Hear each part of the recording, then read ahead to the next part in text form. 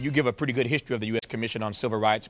Contrast and compare for me, if you will, the work of the commission when it started. I'm just curious here as to what they were doing when they started and whether or not those issues then are still in need of being worked on today.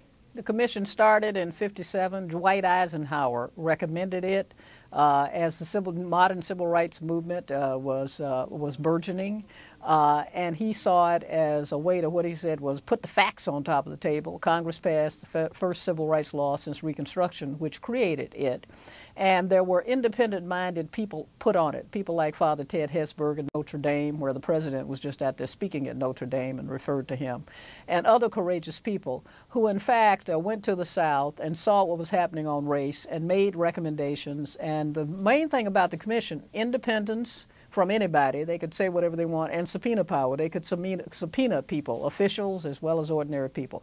And the important thing I show in this book is the stories of the people who came to the commission with their complaints, whether they're being beaten, whether they're being shot, as one guy on the side of the road and paralyzed, and how sometimes nobody else would help them, but the commission was courageous enough to do. It then recommended the civil rights laws that were passed. The Great Civil Rights Act of '64 and '65 were recommended by the commission. What they saw themselves as doing is putting the hopes and aspirations of the people in the streets into law. And then after that, the commission monitored the law. The commission, in fact, then moved on to issues of sex, discrimination, disability rights. They recommended the ADA and other parts of the great fabric of our civil rights laws until Mr. Reagan came along and decided that he wanted to turn back the clock, and the commission's law was gutted.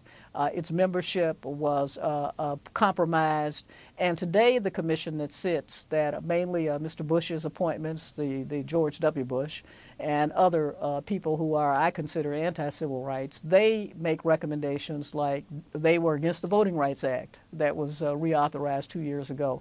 They have said that law schools should not try to admit students who are diverse.